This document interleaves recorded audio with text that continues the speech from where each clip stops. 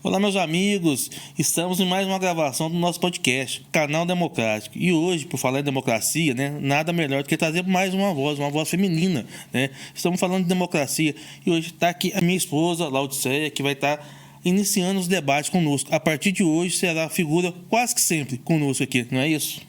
Isso mesmo. Olá, pessoal. A partir de hoje vou estar participando de alguns episódios do podcast Canal Democrático e espero contribuir de alguma forma, nos debates, nos diálogos. E hoje a gente está aqui com uma pessoa especial, que é o nosso amigo Erivelton. Isso. Não é isso, Erivelton? Obrigado. Se apresente aí conosco. Eu só tenho que agradecer primeiro, Que já estou ficando sócio já, Graças a Deus. É a terceira vez que a gente participa junto e é um prazer imenso estar participando aqui com você, Anderson. E agora, então, inaugurando a Laudiceia aqui com a gente, é uma honra tremenda estar participando aqui novamente do seu canal democrático e eu agradeço demais pelo convite. Muito obrigado mesmo. Pessoal, e hoje nós vamos falar de um tema muito especial, Porque nós que somos da saúde, A gente tem muito que aprender desse tema. Nós vamos falar do espectro autismo. E o Erivelton, é uma pessoa que, além de estar inserido na saúde, na saúde pública, dentro de CTI, já passou por CTI, conhece muito bem a vivência, porque o tema que vamos falar hoje, ele convive todos os dias e é responsável, que é o caso que é a condição do espectro autista. Perdão. O transtorno. Transtorno. Isso. Transtorno. Opa, então... Transtorno do espectro autista. E aí vamos corrigindo aqui. É por isso que a gente está trazendo o Erivelton para nos clarear. Não é isso, Erivelton? Você tem um filho? Sim. Então, me apresentando, Erivelton, eu sou enfermeiro, tenho 18 anos de carreira, graças a Deus, muito bem vividas e sofridas.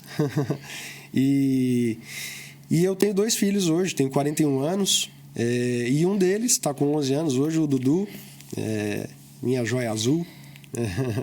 E com 2 anos e meio eu tive a notícia de que ele era portador do transtorno do espectro autista. Então ele tinha esse transtorno e aí isso meio que revolucionou um pouco minha vida, minha história de vida, mudou a minha família, mudou o meu ambiente, mudou até minha personalidade, eu diria, da água para o vinho.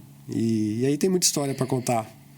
É interessante, Antes a gente estava batendo um papo aqui nos bastidores, e é que a gente estava discutindo, primeiro é a aceitação do pai e da mãe e reconhecer que o filho tem uma necessidade, tem uma condição diferenciada. Não é isso, Naldo?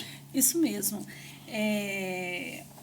Lembrando que quem tem o transtorno do espectro autista não é uma doença. A gente não trata, Erivelton, como uma doença, como uma pessoa doente. É uma condição. Uhum. Uma vez que não tem cura, isso é uma condição, é uma deficiência. Uhum. E como que foi,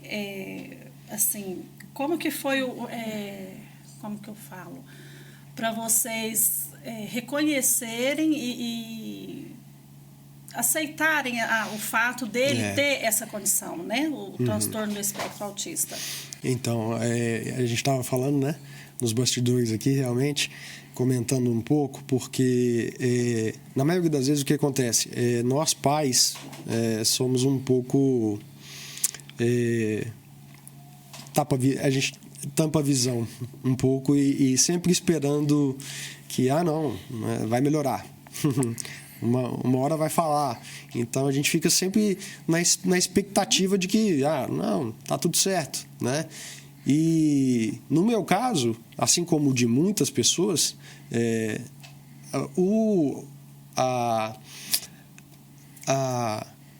os indícios, na verdade, vieram de fora, vieram de outras pessoas, né? Eu tive comentários de familiares, então, assim... E aí eu recebia com muita indignação. Mas como assim? Né? Vocês estão pensando isso do meu filho? Não, eu falei com 4 anos de idade. Então, era aquela situação assim, não tem nada disso não, vocês estão ficando loucos. E eu cheguei ao ponto de deixar de falar com algumas pessoas por um tempo. A aceitação foi difícil. Então, assim, e aí até que cai um pouco a ficha, chega uma hora que cai a ficha. E aí, quando cai a ficha... É um baque tremendo, porque vem carregado de preconceito, né? Sim. A nossa sociedade ela ainda é muito carregada e pouco se fala ainda do TEA, né? Do transtorno do espectro autista. Até porque quem tem, né, o TEA, ele não é visível, né? Exatamente. Não é visível. Você olha para a pessoa e fala assim... Ela tem o TEA. Não é visível. Exatamente. Né? E, no meu caso, a gente descobriu com 2 anos e meio, mas desde 1 ano e 8 meses, eu olhando fotos hoje, vídeos do passado, a gente consegue evidenciar nas fotos, no aniversário de 1 ano.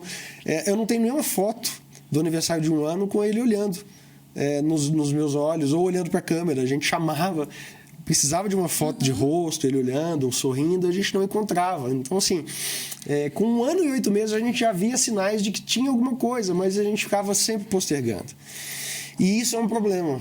Isso é um dos maiores problemas hoje. Quanto mais você atrasa os tratamentos, pior a chance de um desenvolvimento adequado, né? E mais tempo você perde de chances de tornar aquela pessoa funcional realmente. Sim. Né? Às vezes um TEA que seria nível 3, 2, 1, né? Com as terapias que são ofertadas em quantidade e frequência, isso é uma coisa importante de a gente abordar depois, não, assim, teria uma melhora muito grande, né? Se a gente intervir precocemente. Essa é uma situação que, infelizmente, por exemplo, no SUS a gente não consegue detectar assim rapidamente, né? Uma rapidez para isso. Essa é outra situação. Livelto, o que é dizer assim que o espectro autista, vamos supor, porque muita gente fala espectro autista, mas o que é isso de fato? Né? Para quem realmente não conhece. Sim. O TEA, o transtorno do espectro autista, ele tem hoje classificação, né? Classificação de nível 1, 2 e 3 de suporte, né? O nível 1 de suporte é aquela criança que ela é funcional, ela é verbal, ela consegue conviver em sociedade, mas ela possui algumas dificuldades de socialização, algumas dificuldades de fala, de repertório, de sensibilidade. Então, esse é o meu Dudu, por exemplo, né? Hoje. Mas ele era nível 2 de suporte, que ele não falava. Então, ele foi falar aos 4 anos, né? Já o nível 3 já não tem a capacidade de inserção em sociedade, ele precisa de muita ajuda, ele normalmente não é verbal, então ele precisa de um apoio maior, tanto dos pais quanto da sociedade no geral.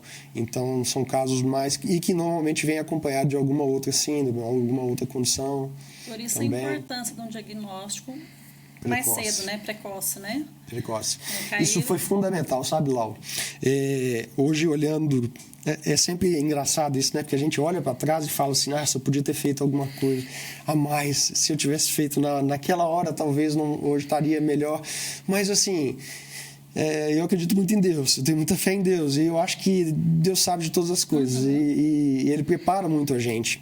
Eu me lembro muito bem, assim, no começo, quando recebi o diagnóstico, foi aqui pertinho, inclusive, do centro da cidade, eu recebi um diagnóstico de um psiquiatra inclusive amigo, assim, amigo meu, pessoal, né?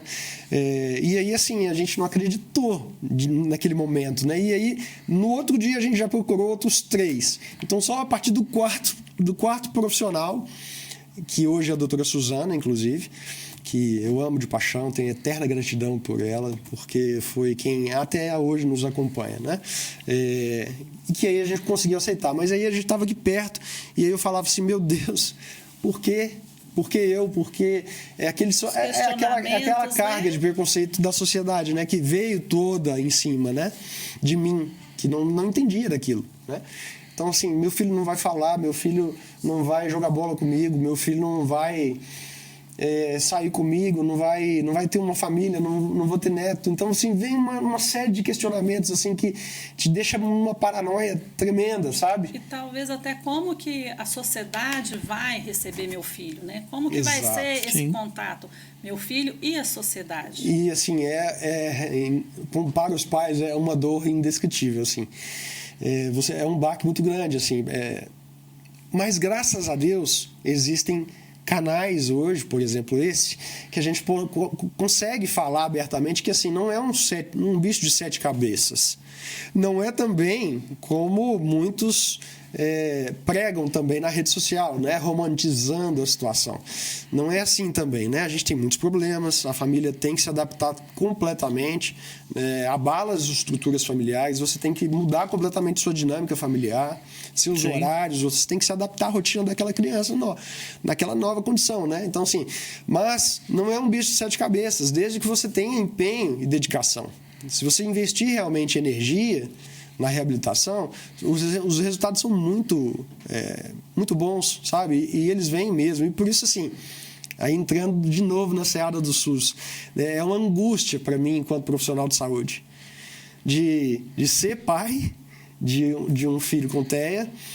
E hoje, por exemplo, eu estava brincando com uma criança lá no consultório, né? Que assim, são crianças que ficam na fila de espera durante anos, né? Em Contagem, hoje a fila já tem mais de 2 anos para entrar num serviço especializado.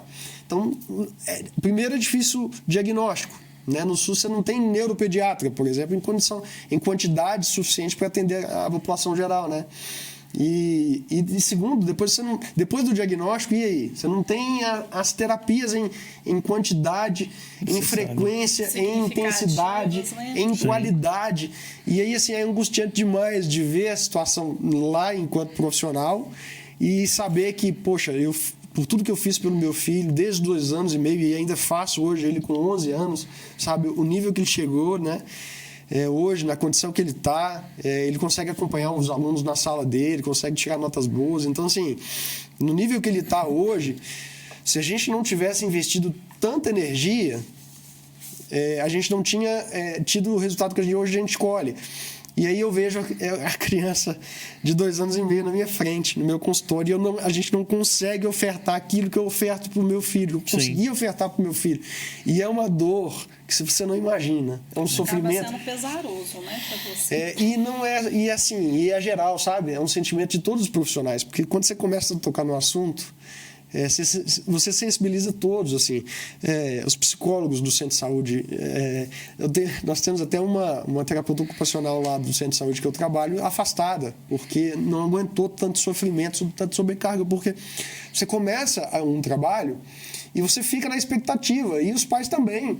E você não consegue, você não tem carga horária disponível, você não tem espaço adequado, você não tem condição de trabalho para ofertar uma terapia de qualidade. Então a gente deprime, sabe? A gente fica doente em saber que a gente pode ofertar alguma coisa, mas não tem condição, que o sistema não nos oferece condição de fazer algo mais por aquelas crianças, sabe? É muito angustiante de ver aquela cena que a gente vê assim, quase que semanalmente nos centros de saúde. Pessoal, hoje estamos conversando aqui com o Elivelto Carvalho, né? Ele que é enfermeiro, né? Pai do Dudu, que é uma criança que tem TEA, né? Ou seja, transtorno do espectro autista. Só para você ter uma noção, né? No ano de 2004, você que está nos assistindo ou vai nos assistir, né? Em 2004 nós tínhamos uma criança para cada 166. Hoje nós temos 1 para 36. Olha o tamanho da evolução. Por um lado, eu fico feliz. Se pode falar que há felicidade nisso, né? Sim, com certeza. Que se consegue se diagnosticar mais rápido. Não é porque aumentou, não. Eu acredito é porque o diagnóstico hoje tem por mais que o tratamento ainda não seja adequado, rápido, igual a gente quer, né? Nós defendemos o SUS, é importante que fique claro isso, né? Só que, infelizmente, ele existe as suas deficiências, né? mas pelo menos consegue realmente diagnosticar, né? E aí o pai e a mãe, né, acaba que é obrigado a ter uma saúde suplementar para ajudar essa criança, porque se for depender realmente só do SUS, é algo que complica um pouco, né? Quando a gente fala em termos assim de suporte, né? Como você mesmo disse, o SUS, ele às vezes leva mais tempo para a pessoa conseguir ter o atendimento. E isso acaba gerando ali tanto para os pais, principalmente para quem tem, né, esse transtorno, um atraso. É um atraso grande, né? Quando a gente fala em suporte, no seu caso, né, específico, com o Dudu, você teve suporte, assim, foi público ou foi privado, em termos das atividades ali, né, de interação? Como que foi essa questão? Olha, foi dramático, porque assim, a gente tinha convênio, a gente ainda tem, né, convênio de saúde, e a gente fala de SUS, mas assim, a saúde suplementar também não está preparada para essas crianças. Ela ainda engatinha. E por isso é tão importante da gente falar sobre isso, porque o investimento é muito alto, muito alto. Então, e ele é quase que para sempre, porque ele sempre vai precisar de alguma intervenção, às vezes em menor quantidade. Por exemplo, o que o Dudu teve. No começo, o Dudu fazia terapia de segunda a sexta-feira. Então, a primeira coisa, né, que já nos foi indicado, né, matricule esse menino numa escola o mais rápido possível, né, para começar a socializar, né, para desenvolver essas habilidades sociais. E aí, no segundo momento, a gente já começou aquela busca louca por terapias, né? E aí, assim, era fonoaudiologia, era terapia ocupacional, e isso não era ofertada. Isso não era ofertado no convênio de saúde que a gente tinha. E aí, assim, quando nos foi ofertado, né, que foi só fono e TO, na época, as sessões eram de 30 minutos, de 15 em 15 dias. Então, e por isso que eu falo assim, isso já evoluiu em algumas questões, em alguns convênios de saúde, né? Daqui a pouco a gente fala sobre SUS. Até porque eu acho que acho que os convênios, né, acho que eles não podem barrar, né, acho que tratamento, né, para quem tem tempo, não é isso? Não pode, mas aí fica uma enrolação. Tem uma questão assim, né? Mas é um jogo de empurra hoje que os pais vivem, que é uma coisa assim, é lastimável o que se passa nesse país. Porque assim, a gente está falando de 1 para 36, né? Se eu for jogar para a realidade de Contagem, né? Por exemplo, que é a cidade que eu trabalho, né? Eu estava fazendo as contas, tá? Contagem, pela proporção de habitantes, ela teria hoje 17,2 mil autistas. Só em Contagem, 17,2 mil autistas em Contagem, se a gente for pegar essa referência do CDC, de 1 para 36. Isso precisa de uma política pública. É uma população muito grande, né, cara? Isso precisa de uma política pública específica. Sim. Quem é que dá conta de um universo tão grande e um universo que vai demandar frequência, intensidade e longo período? Qual o sistema de saúde que está preparado para isso? É preciso que a gente fale disso. Porque, assim, precisa de investimento, tanto público quanto privado, nessa situação, né? E aí eu vou dar um exemplo, então, do começo, como foi, né? A gente teve o diagnóstico e a gente não conseguia esse acesso do convênio, e aí a gente teve que começar a fazer vaquinha na família, porque eu também não tinha condição de pagar. E aí as terapias, cada terapia, eu lembro naquela época, era R$100, né? Imagina a inflação. Hoje já está em R$200 por sessão. Não é um tratamento barato, por né? sessão, imagina. E outra coisa importante, né, de se falar, uma terapia de fonoaudiologia, e terapia ocupacional, ela não é eficaz se ela não durar por menos de 40 minutos 2 vezes por semana, numa criança com TEA. É muito importante que se tenha frequência, qualidade e intensidade, e regularidade. E muitas das vezes mesmo profissional, porque você tem uma rotatividade. Aí você entra a questão do plano de saúde, porque o plano de saúde também não vai pagar bem o profissional. Então você tem um rodízio muito grande hoje nas clínicas conveniadas, porque se paga muito pouco. Né, se remunera muito pouco, e aí o profissional que se qualifica, ele acaba montando a clínica dele e o consultório dele, porque ele vai atender particular. E a relação de confiança do portador do transtorno, né? Portador não, né? De quem tem essa Sim, condição. De quem está condicionado, né? Com esse profissional, ela é fundamental. Demais. Ela é fundamental. Quando você toca esse profissional, vai voltar quase para estaca zero, ou não, né? Ou às vezes, para a criança poder novamente começar a entender, a falar. É uma coisa assim que é um dano muito grande para o pai, para a mãe, para a criança, porque assim, o pai e a mãe, assim, a gente não tem como saber, né? Porque é uma coisa que vocês vivem, né? Mas é que não vê muita esperança no profissional que está ali. Até quando esse profissional vai dar assistência aqui? Então, assim, realmente é uma situação. É dramática. E esse debate ele tem que ser feito. Esse debate ele tem que ser levado realmente para a Câmara dos Vereadores, tem que ser levado para a Câmara dos Deputados, para o Senado, porque é algo. A gente está falando de contar 17 mil pessoas, né? Que agora, pensa bem isso a nível Brasil, né, a nível de Minas Gerais. E por que a política pública ela não traz esse debate? Porque realmente é algo que vai dar trabalho. E tem um outro lado perverso também, que é o lado da política, da politicagem que se faz em cima da pauta, né? Sim. Tem muita gente tentando se aproveitar da pauta para ganhar em cima. Então, e aí você vê o jogo do empurra, né? Por exemplo, você teve um projeto brilhante na Câmara, né, na Assembleia Legislativa do Estado de Minas Gerais, que era a proposta de criação dos Centros de Tratamento do Autismo em Minas Gerais, que foi vetada pelo governador. Então, assim, você vê o jogo de empurra, e não é uma pauta de esquerda ou de direita, entende? É uma pauta que não pode ser tratada como uma politicagem pura e mera. Gente, nós estamos falando de vida. E, assim, é o seu filho, é o meu filho, é o filho de alguém, é o amor da vida de alguém, né? A gente não pode brincar com uma situação dessa, sabe? E a Constituição, ela reza por isso, ela fala por isso, de dignidade, né? Então ela prega pela dignidade humana. Então, é dar dignidade a essas pessoas. Exatamente. Entendeu?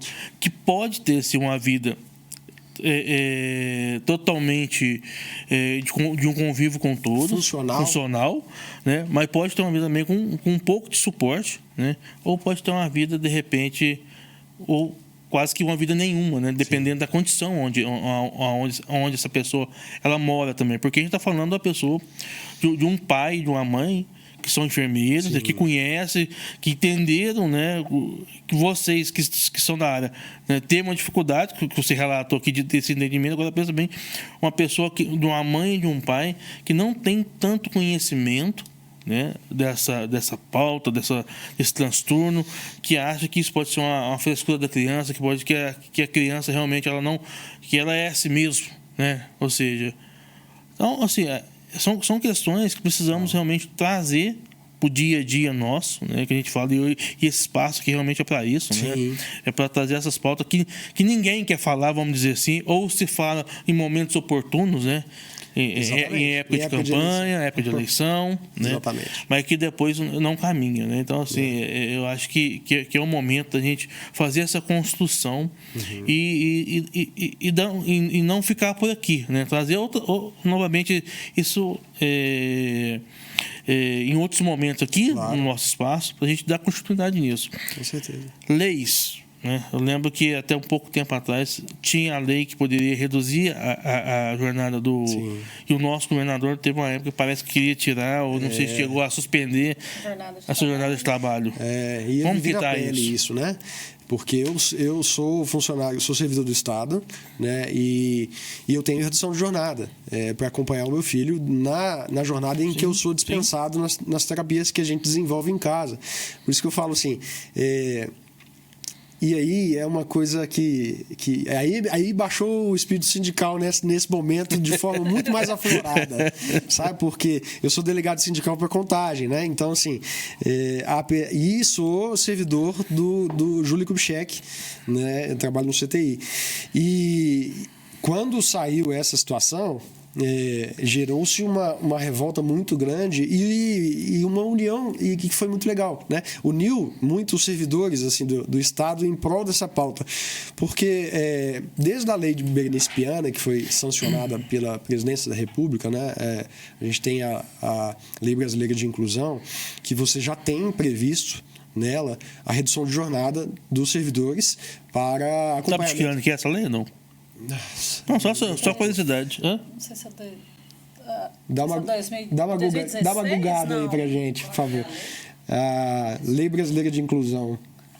Acho que 2016, se não me engano. Mas assim, e aí já existia essa lei já estadual, em que você, inclusive, tinha um conceito de filho excepcional, de criança excepcional. Inclusive, excepcional, esse conceito já foi alterado, inclusive, né, é pessoa com deficiência. O Código Civil foi alterado. Exatamente. Então, A lei é 13.146. de que ano? De 6 de julho de 2015. 2015. Então, pra você ver. Aí veio algum desavisado na Secretaria de Planejamento e baixou uma resolução estadual, colocando critérios para qual condição o servidor teria direito. Então, o filho deveria ser... Resumindo, a criança tinha que ser acamada quase em ventilação mecânica para se ter direito à redução de jornada de trabalho, sabe? Desconsiderando totalmente essa lei que a gente está falando, que a gente está citando. E aí isso gerou uma comoção muito grande entre os servidores, porque... a gente depende dessa carga horária para aplicar nisso, né? Apesar de eu trabalhar à noite, eu chego em casa, eu que faço para casa, eu que ajudo no banho, nas tarefas de casa, né? na questão de rotina, de planejamento. Então, assim, a gente tem isso em casa muito bem dividido, né? Eu e a minha esposa. E esses 2 plantões a menos que eu... 3 plantões em alguns meses que eu recebo são fundamentais, assim, porque eu me dedico realmente nesses dias ao tratamento do meu filho, sabe? E quando baixou essa resolução, a gente falou, nossa, o que a gente vai fazer? Meu Deus, a gente vai ter que reorganizar nossa família inteira, né? Mas foi, por um lado, bom, porque a gente criou um movimento grande na FEMIG, unindo, inclusive, outras unidades em prol do movimento, e aí a gente conseguiu um apoio muito grande de especialistas na área também, doutora Michele, que nos ajudou também bastante nessa pauta, e a gente se uniu, e a gente postou alguns vídeos na rede social, e então, assim, isso acabou cutucando um pouco o governador, e houve um recuo nessa resolução e ela caiu. Graças a Deus ela caiu porque ela era injusta, ela era cruel, não tinha ela era grave. Valor nenhum, né? Porque é uma resolução em cima de uma lei federal, né? E a gente está falando de uma lei de 2015, né? Olha quanto tempo se levou para criar uma lei para que os pais possam cuidar melhor dos seus filhos. E veja o tamanho do absurdo. Já existia uma lei estadual que regulamentava isso. E aí você ignora uma lei estadual através de uma resolução, uma simples resolução setorial da Secretaria de Planejamento. Assim, é uma coisa impensável. E isso a gente assim, sofreu durante muito tempo. Muitos servidores tiveram que voltar a dar os plantões normais, por alguns meses, inclusive. Até haver esse recuo do governo estadual, em que eliminou de vez essa resolução cruel que existiu, sabe? Então, assim, nessa situação a gente conseguiu contornar, mas, assim, a custo de muita energia e muita exposição. Outra questão que a gente não tem tempo, né? Primeiro que, assim, são eu e minha esposa enfermeiro. Trabalhamos, ela em 2 empregos, eu em 2 empregos. Então, a gente se reveza entre trabalho e cuidados de casa. Então, assim, já é uma situação muito delicada, né? E você ter que fazer essa reorganização toda é muito cruel, sabe? Muito cruel. E pensar que, assim, nós somos servidores, né? A maioria da população em geral seletista não tem esse benefício. Sim. Né? Então, assim, é outra questão para a gente se discutir, né? Como expandir esse benefício para toda a população brasileira, porque é uma realidade. Você precisa tem que dar uma olhada. pensar nisso. Se é uma né? lei federal, eu acho que ela não deve se aplicar só a servidores, ela deve se aplicar a todo trabalhador. Fica daí. Trabalhador seletista não tem direito, infelizmente. Ele não tem direito. Não tem direito. Então, é algo a se pensar em modificar isso, porque Servidores públicos apenas. é complicado. É uma pauta. É uma pauta nossa Muito. aí, ó. Bora? Muito. E temos um Bora tocar ela? E temos um deputado que tem uma sensibilidade com isso, né? Exatamente. Inclusive tem um filho Bruno, né? autista também, né? Tá também na pauta. Ele fala, embora fala muito pouco, Sim. ele faz poucas postagens, mas a gente sabe da realidade dele, né? E é uma pauta que tem todo o meu apoio, com certeza. É uma construção depois, passando esse período, a gente tem que sentar com ele depois, até trazer ele para cá para a gente estar dialogando Debatendo. com ele e ver o que pode ser feito, né, para mudar. É que é o Bruno Farias. Sim, É. sim. Bem, ainda dentro assim, da questão legal, né? Recentemente também a gente teve a lei conhecida por Lei Romeu Mion. Sim. que é a carteirinha, Da carteirinha. né? Como que é a pronúncia? A CIPTEA. CIPTEA, né? CIPTEA. Carteira de identificação da pessoa com transtorno do espectro autista, né? Exatamente. É engraçado isso, né? Porque essa é uma lei federal. Mas, assim, tentou-se capitalizar para alguns governos, enfim, assim, é questão política partidária desse país, né? E demorou-se muito para se implantar e alguns estados ainda não conseguiram implantar ela, né? Hoje já existe, né, essa carteirinha disponível e foi um avanço realmente porque, como a gente falou lá no início, o espectro autista, principalmente o nível 1 do suporte, ele não é visível assim, né?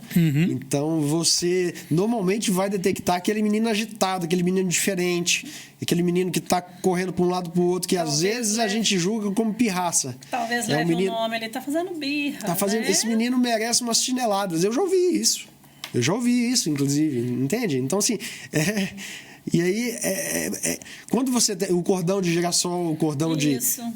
Que é interessante, até mesmo. O cordão do quebra-cabeça. Até mesmo para a gente ter um cuidado maior também, questão de barulho, questão de um cuidado, até para ajudar de alguma forma. E para além disso, os direitos, né? Sim. Exatamente. Sim. Exatamente. Tem direitos, né?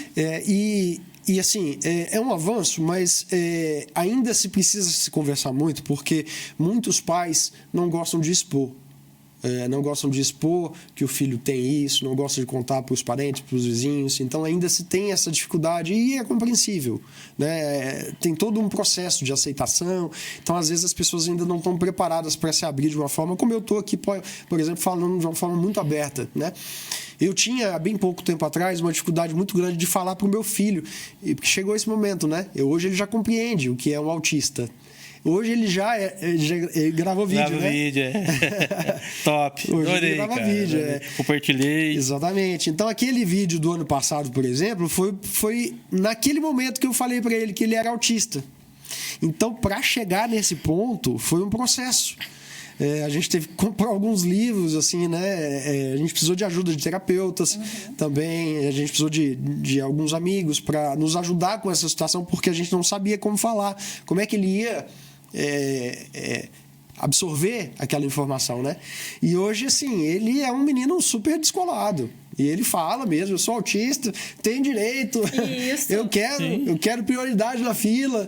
Então ele já, no Parque Guanabara a gente foi recentemente, mas papai, eu tava na fila com ele, né, que tinha outras crianças com a gente, não filho, a gente tá com outras crianças, vamos esperar, tem paciência. Mas papai, eu tenho direito. E aí, assim, tem uma questão assim, legal, porque aí ele já absorveu, não, eu sou autista mesmo, eu tenho alguns direitos e que realmente é isso, é se identificar com aquilo e vestir a camisa, sabe? Literalmente, né? Vestir a camisa. Vestir a camisa, vestir a camisa, né? Não tem que ter vergonha, entende? São pessoas diferentes, né? E às vezes, assim, eu olho até para o meu passado, eu vejo, nossa, meu pai faleceu quando eu tinha 8 anos, né, vítima de autoextermínio. Então é um assunto até muito delicado para mim de tocar nessa ferida. E eu fico pensando, será que. E na minha família tem. Minha irmã tem. Então, assim, tem muitos. Depois que a gente foi descobrindo assim, que eram autistas, eu fico olhando para trás, meu Deus, será que meu pai não era um autista?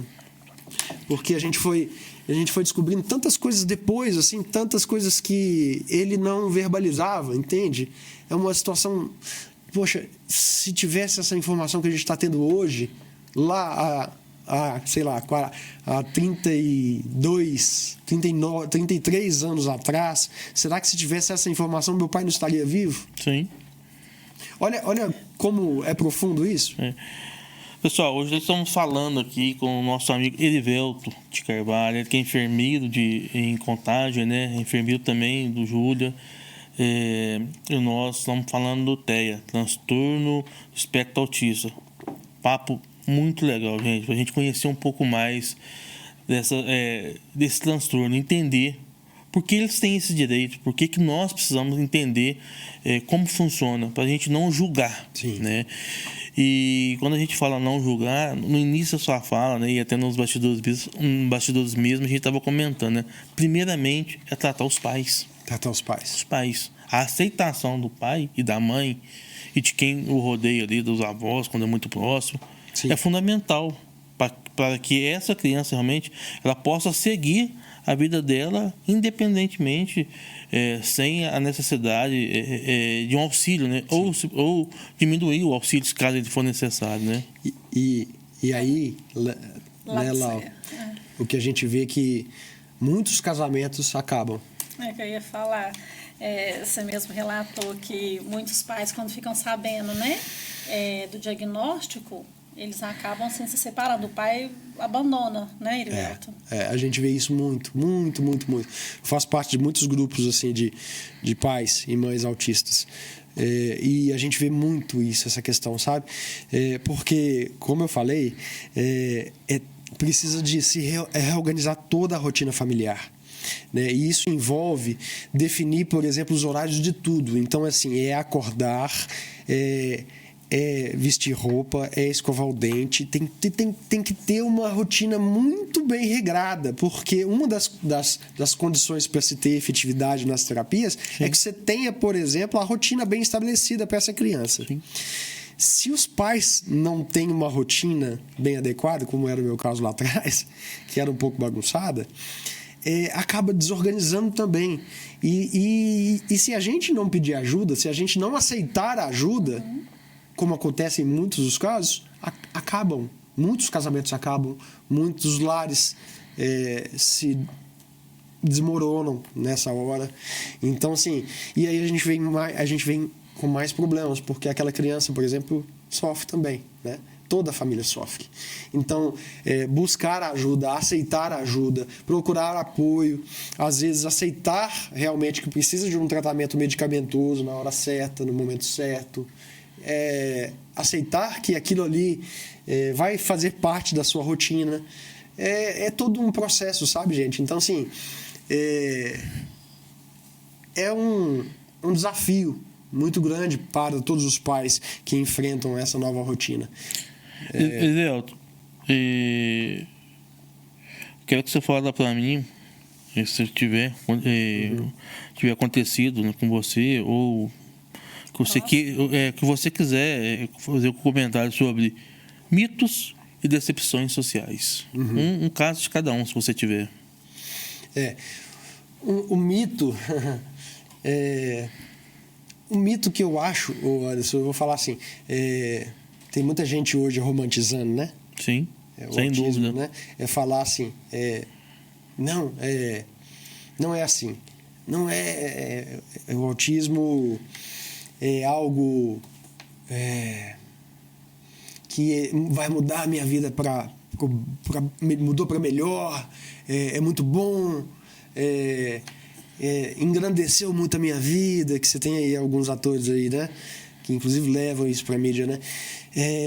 Não é assim, sabe? A realidade é que, se isso é realidade, é uma realidade para muito poucas pessoas. Muito poucos têm acesso a esse tipo de visão, assim, de realidade. Porque, na maioria das vezes, é bem diferente, sabe? E ela é cruel, ela desorganiza, ela destrói lares, ela te destrói Sim. emocionalmente. Claro, você muda completamente a sua visão de mundo, a sua visão, a sua empatia pelo outro, a sua paciência. É um teste de paciência o tempo inteiro. Pensa, você ter que conviver com uma pessoa ligada no 220 o tempo inteiro. Então, assim, é um teste de paciência o tempo inteiro. E isso acaba realmente mudando a sua vida no seu trabalho, por exemplo. Você consegue enxergar que você precisa, às vezes, de ter um tempo maior na sua consulta, quando você vai atender, de não interromper o outro, porque esperar o outro concluir o raciocínio, ou abordar algo, por exemplo, que se você não tivesse essa visão, você não abordaria. Né? A questão relacional, a questão conjugal, te abre um pouco a mente para outras questões. Né? E a decepção que você falou? Isso. A decepção maior que eu vejo é em relação ao apoio. O apoio da sociedade como um todo. Né? O preconceito ainda existe. Muito. Eu acho que essa é a minha maior decepção. Hoje, a gente estava falando lá, né, que eu atendi uma criança autista e ela estava esperando o atendimento da psiquiatra. Né? Porque ela não teve o atendimento do neurologista ainda, ela está na fila de espera. Então, e a gente tem graças a Deus, a gente tem uma psiquiatra muito boa que ela abraçou essa causa com a gente. Ela estava aguardando um atendimento, e uma criança dessa numa fila de espera, num posto de saúde 7 horas da manhã, você imagina, ela chama atenção. E você vê o olhar, as caras feias, sabe? Aquelas pessoas olhando assim, e olhando para os pais, né? Você não vai fazer nada, tipo assim, sabe? Querendo que tomasse alguma atitude, né? Então, assim, dói. Decepciona, assim, a gente enquanto ser humano. E aí, o que eu fiz nesse momento, né? Eu vi que aquela criança estava sofrendo, porque era ruído muito... Era muita gente, era um ambiente com muito barulho, muitas pessoas. E aquilo ali é como se estivesse dando espinhos na criança, né? É como se tivesse... dando choque na criança o tempo todo, né? Aquilo desorganiza a criança. Então, o que eu fiz? Eu peguei aquela criança e comecei a correr. Vamos correr do corredor? E nós dois fomos correndo, entendeu? E eu soltei, olha, agora nós vamos até lá no final do corredor do posto.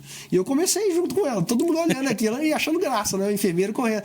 Mas você vê, é uma forma de talvez quebrar um pouco aquele ambiente. Gente, ele é a mãe já sabia, né? Do diagnóstico, claro. É autista. A gente tá fazendo uma terapia aqui, viu? Então, assim, é sensibilizar a população porque ela é invisível. Né? As pessoas precisam saber que aquilo ali é um autismo. E não é uma birra, não é uma criança mal educada, entende? E aí, depois que eu falei, todo mundo começou... Aí, outros amiguinhos começaram a correr com a criança. Você vê a questão da inclusão. Sim. Entende?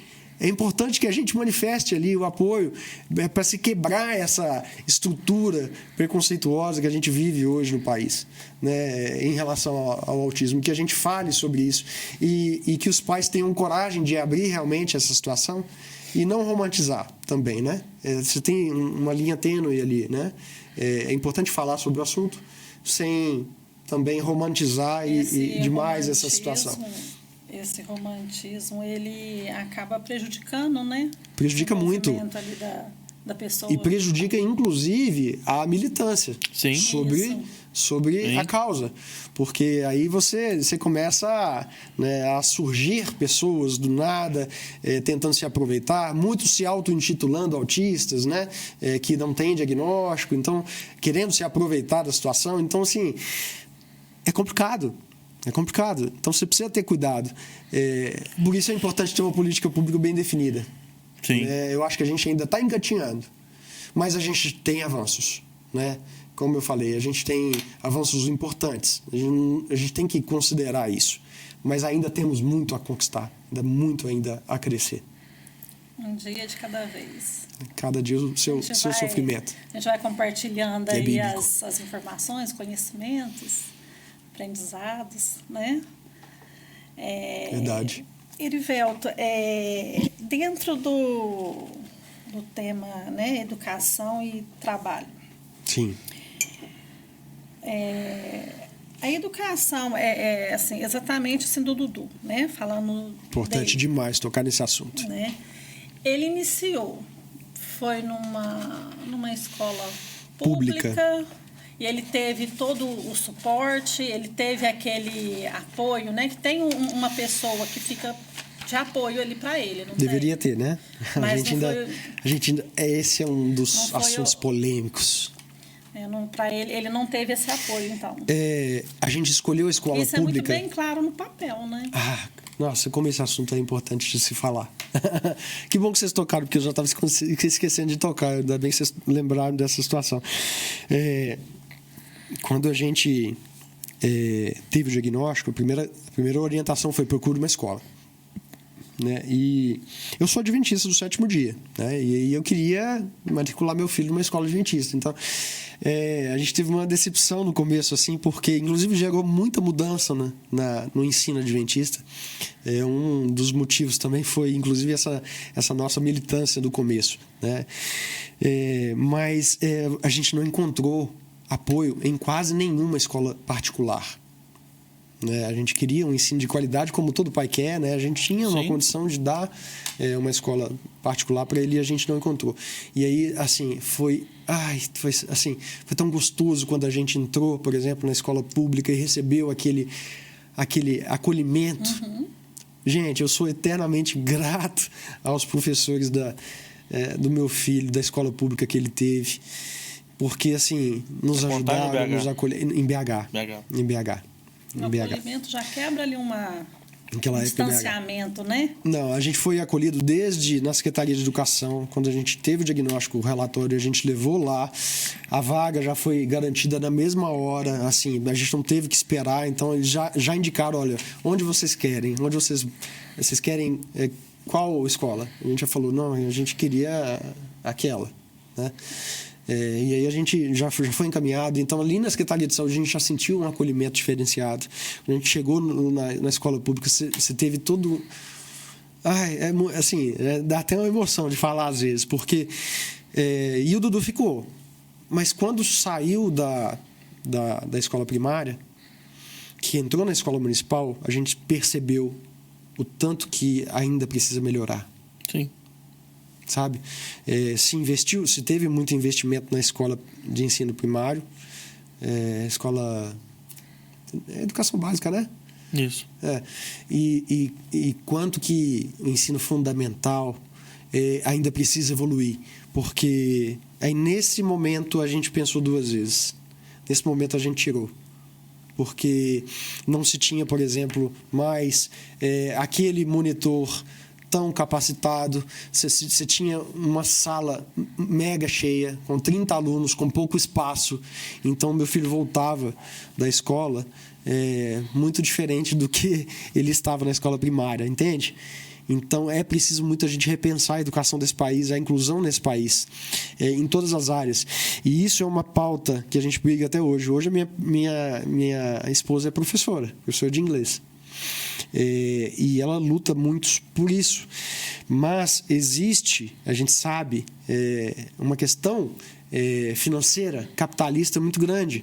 E é difícil de você ouvir algumas questões assim de gestores de escolas particulares, de falar assim: a gente não pode se destacar tanto, às vezes, porque senão nós vamos atrair muitos deficientes. A gente já escutou isso. Que pensamento, hein? A gente já escutou isso.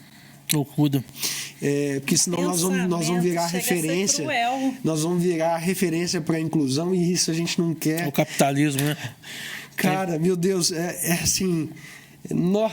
Dói demais, sabe? De você ouvir frases como essa, assim. Sim. Isso para uma gestora educacional, né? Exatamente. Então, assim, meu Deus, como dói. Por que não pensam o inverso, né? Por que todas as escolas não trabalham a inclusão da forma como tem que ser?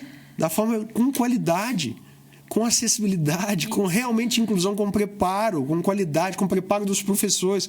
Os professores não têm hoje capacitação para acolher uma pessoa, uma criança com necessidade especial. Com portadores de deficiência. Então, não se tem monitores capacitados hoje para atender essas crianças em quantidade e em qualidade, em capacitação. É um desafio gigantesco hoje, a educação hoje para a inclusão brasileira, sabe?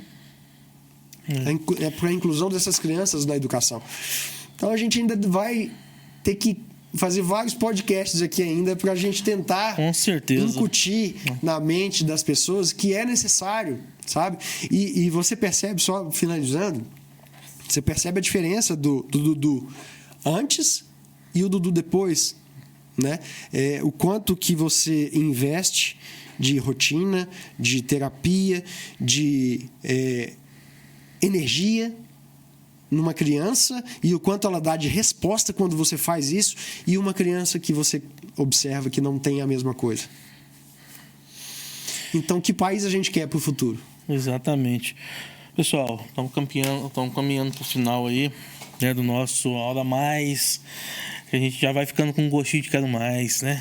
Mas a gente, logo a gente traz novamente o Edivelto aqui, como ele mesmo já falou, ele já é de carteirinha aqui já, né? E aí, Edivelto, a gente queria que deixasse uma mensagem, né, para aquele pai, para aquela mãe, que eu acho que vive no conflito, né? Acho que entender o que está acontecendo com o filho, né? Porque o filho tem certas dificuldades, né? Ou seja, necessidades que ele precisa dedicar mais, né? Sim. Para que ele possa realmente ver em você, sim, uma força e que também que você puder deixar o seu contato aí, sim, claro, para quem quiser alguma informação ou saber de alguma lei que a gente falou aqui ou de qualquer coisa sobre o TEA que possa contactar você aí, você aí fica à vontade se você quiser falar ou não, mas eu acredito, pelo que eu conheço de você vai deixar, porque eu acho que vou deixar o recado. Porque a pessoa que se dispõe a vir falar, né, que realmente é uma coisa delicada, porque expõe um problema que muitas vezes não é seu. Sim. Aqui não podemos falar que é um problema, né? Ele está falando aqui de uma condição que vive, né? Que tem uma condição de um filho seu, né? Que eu digo de passagem, para mim é que pode virar um problema. Exatamente, mas que é um espetáculo de criança que a gente conhece através das redes sociais, a gente vê a diferença, como ele já trata essa condição dele, né? Sim, e aí fica à vontade. Se você quiser completar alguma coisa, lança aí. Não, que essa mensagem aí não seja somente assim, né, para os responsáveis, mas para a sociedade em geral, que também somos responsáveis, né, pelas crianças, adolescentes, por todos, né. Então, que seja assim ampla, né, que abranja aí o público todo, né. Sim. De uma forma clara. Eu diria, eu vou olhar para aquela câmera ali. Eu diria para você, primeiro, você pai. Você, pai de uma criança portadora do transtorno do espectro autista ou de qualquer outra deficiência. Calma. Calma. Relaxa. Respire. Dê o tempo ao tempo e procure orientação. Procure estudar sobre o assunto, procure entender sobre o assunto, procure ajuda, não se recluse. Existe muito isso, essa questão do pai, às vezes, esconder um pouco o sentimento para não também, às vezes, prejudicar a estrutura familiar. Você não é um super-herói. Você não tem peito de ferro. Então, assuma. No seu tempo, é claro, né? Mas exponha as suas dificuldades também, as suas fragilidades, porque é importante você, para a sua família, para o seu filho, para a sua esposa, para a sua comunidade, para que mais pais estejam aqui a cada dia mais falando sobre o tema e nos ajudando. A gente percebe que hoje a maioria são as mães que tomam a frente desse cuidado, e é claro, né, é uma questão até natural, né, é um instinto materno, mas a importância da participação do pai nessa situação, ela é fundamental. Então você precisa se manifestar, você precisa falar mais a respeito, você precisa dar o suporte necessário para sua esposa, para sua companheira, para o seu filho. Você precisa participar das suas atividades, das atividades de vida diária, da rotina do seu filho, da sua família. Você precisa lavar a louça, às vezes você precisa limpar a casa, porque às vezes a sua esposa não está em condições psicológicas de fazer aquilo. Então você precisa ser o suporte na hora em que a sua família vai cair. E não precisa ter medo também, porque você vai cair. E nessa hora não precisa ter vergonha de assumir isso e pedir ajuda. Não somos de ferro. Não somos de ferro. Então é importante ter essa sensibilidade. A partir disso, eu acho que a coisa começa a melhorar, sabe? Essa talvez seria a minha maior contribuição hoje aqui, que eu posso dizer, para a sociedade em geral, não só como enfermeiro, como profissional, como pai de uma criança especial, mas como um cidadão comum que quer deixar uma contribuição para a sociedade, sabe? A sociedade precisa de você, pai. Não se isente dessa responsabilidade. E se precisar de qualquer ajuda, eu estou à sua disposição, né? O meu perfil do Instagram é Erivelton Carvalho Enfermeiro. Lá também você vai encontrar os meus contatos, meu WhatsApp, todas as informações necessárias.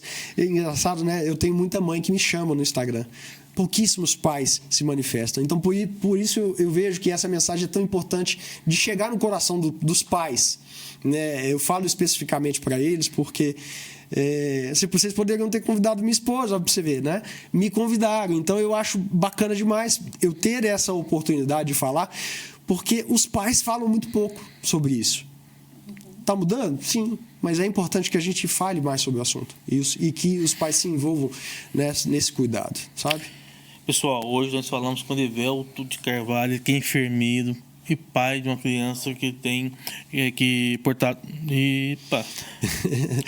Hoje nós falamos com o Erivelton, pai de uma pessoa que tem uma condição do transtorno de espectro autismo.